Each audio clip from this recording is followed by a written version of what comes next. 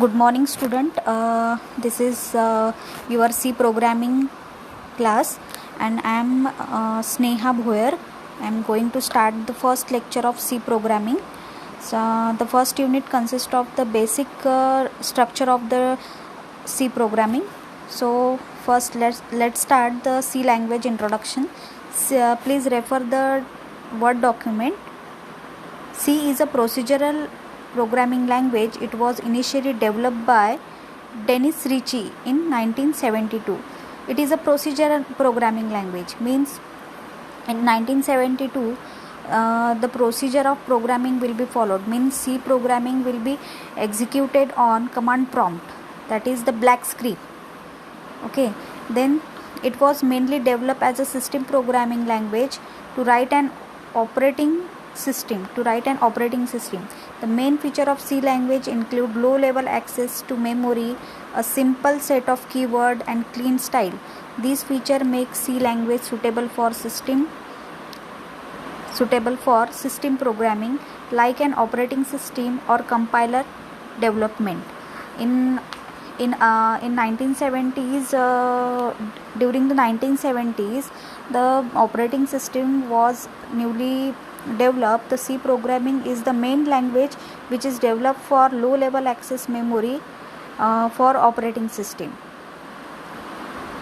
Many later languages have borrowed syntax features directly or indirectly language, like syntax of Java, PHP, JavaScript and many other languages based on C language. C is the basic programming language which is consist of the simple English language, just like compiler means its software understand the simple English language, so it is very friendly. So many other in today's many programming language just like that Java, PHP, which is based on C language. Okay, so next topic is the features of C language. There are many features of C languages. The first one is the simple. C is a simple language in the sense that it provides a structured approach, means one by one step executed to break the problem into parts. The rich set of library, function, data types are also included, means this is the simple programming. Second part is the machine independent or portable. Unlike assembly language, C programs can be executed on different machine with some machine specific changes. Therefore, C is a machine independent language, means if you want to run a C program in on different machines with some specific changes, therefore C is a independent language.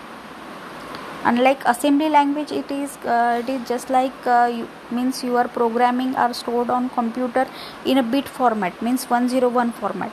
Then it converts into assembly language.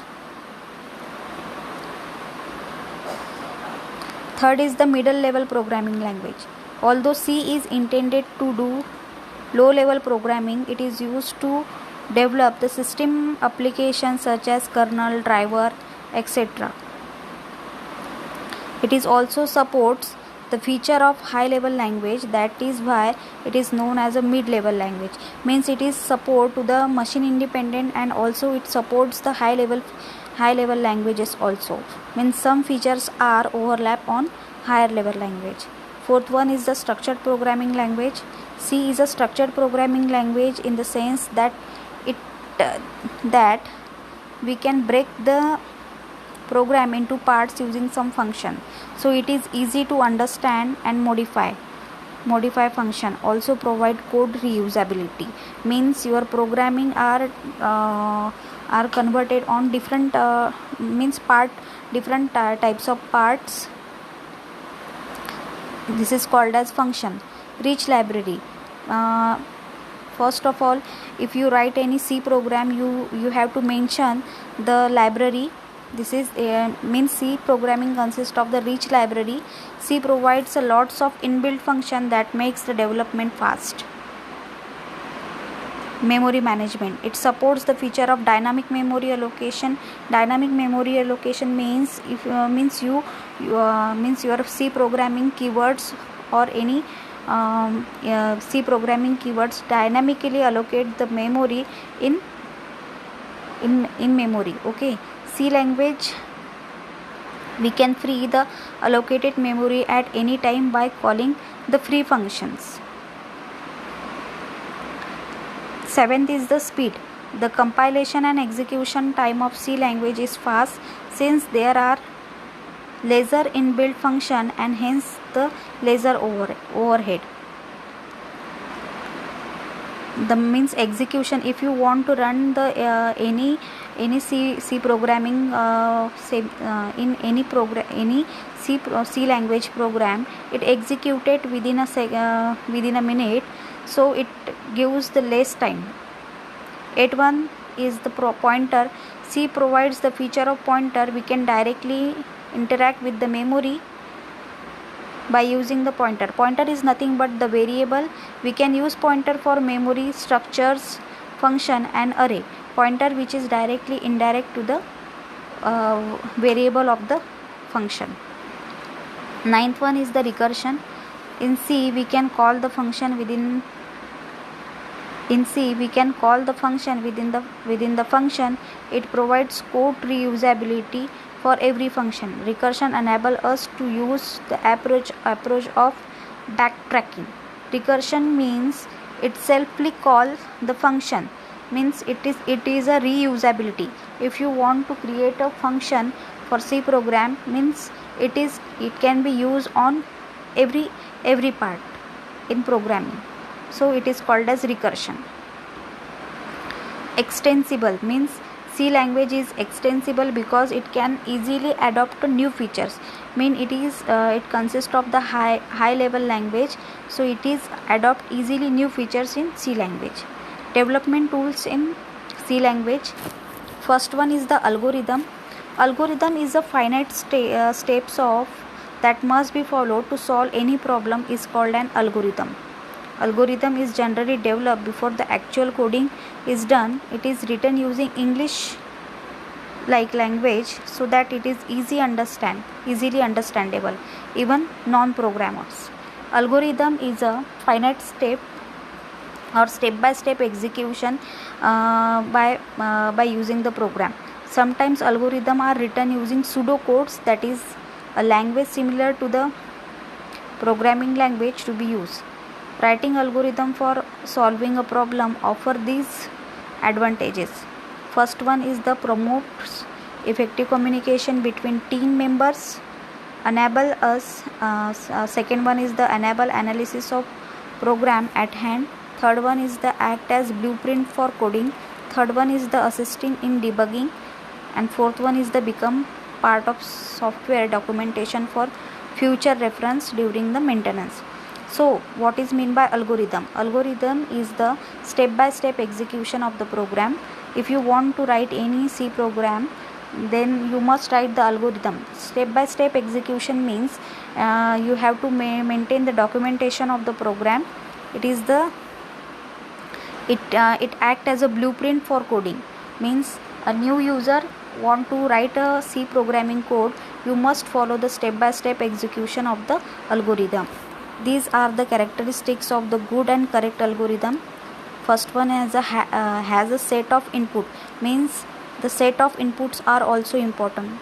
Second one is the steps are uniquely defined, means each and every step is the uniquely defined, means repetitive sentence are not allowed.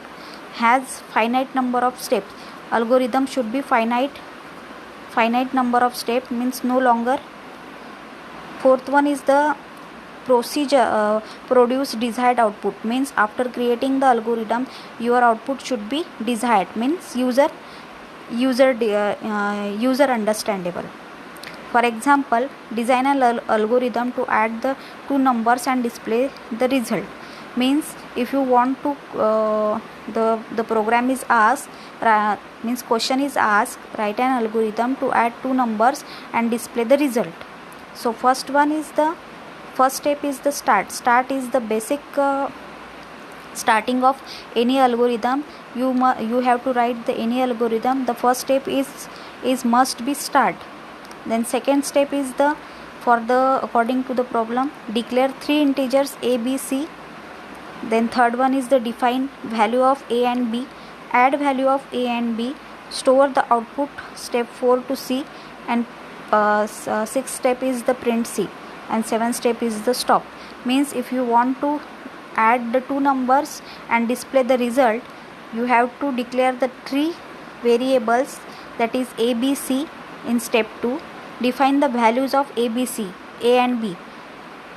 Values define means if you want to put the number a and b, then add this a and b number and store the result on c and print the result, that is it consist of the c variable.